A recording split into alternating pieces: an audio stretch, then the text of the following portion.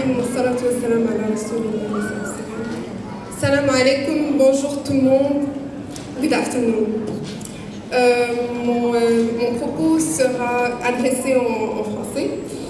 Je souhaiterais commencer d'abord par féliciter les organisateurs, l'association Bel Agir pour l'initiative prise dans le but de célébrer le vivre ensemble, l'inclusion et la citoyenneté. Des mots qu'on a rarement entendus ces derniers mois au Québec, presque oubliés. J'aurais souhaité vous annoncer une bonne nouvelle par ma prise de parole, mais ce ne sera malheureusement pas le cas, car je ne vous apprendrai pas de choses nouvelles en disant que le Québec a encore beaucoup de chemin à faire en termes de droits et libertés, d'inclusion en l'occurrence. Moi, première, souhaiterais qu'arriverait le jour où, au Québec, on célébrerait annuellement et collectivement un vivre ensemble dans la cohésion et dans le respect. Mais encore là, faut-il commencer par s'outiller convenablement pour y arriver. Et en ce sens, certains avancent le concept d'intégration parce que la règle de l'immigration dirait qu'en arrivant dans une société d'accueil, on devrait s'y intégrer et faire abstraction de ses spécificités par conséquent. Comme l'a si bien inventé Madame Marois et son gouvernement, qui a d'ailleurs fait la grave erreur de réduire le débat sur le port de signes religieux aux immigrants. Je me demandais que dire de ces gens qui sont nés au Québec, qui ont vécu au Québec, qui n'ont connu que le Québec, qui ont étudié ici, travaillé, qui se sont activement engagés dans cette société-là. Doivent-elles faire preuve d'une plus grande intégration? Ce serait à Madame Marois de nous y répondre. Donc c'est un peu la raison pour laquelle je trouve que le concept d'intégration est un concept dépassé, désuet. On est tous intégrés une fois on a eu la volonté de nous insérer dans une nouvelle société et d'en faire partie.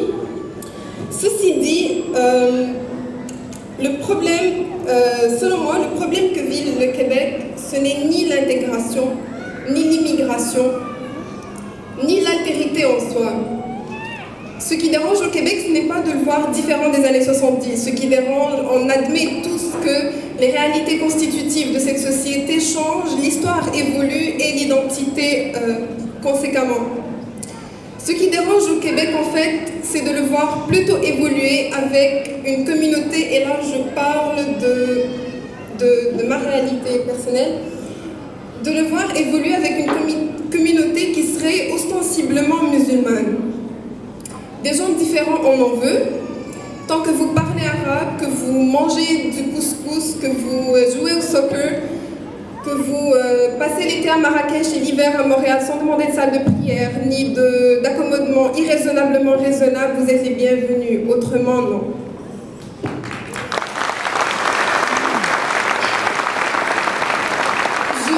Je dirais en fait que le message que nous renvoie le PQ à travers son projet de loi est plutôt un souhait d'accueil d'une immigration folklorique, je dirais, en ce sens. Ceci dit, j'en conclus que le réel problème que vit le Québec, en fait, c'est plutôt un mutuel manque de confiance. Un manque de confiance des deux côtés, de la part d'une société majoritaire qui adhère à un discours d'exclusion et de la part de toutes les sociétés minoritaires qui adhèrent à un discours plutôt communautariste, le tout alimenté par une crainte et une vision menaçante de l'autre. Alors la question qui se pose, c'est comment atteindre cet idéal de confiance. Je voudrais d'abord souligner que ma vision de la réalité migrante au Québec est comme une sorte de partenariat. Un partenariat exige une confiance mutuelle entre les acteurs et non une uniformisation de leur vision et de leur référentiel. Contrairement à ce que nous propose le projet de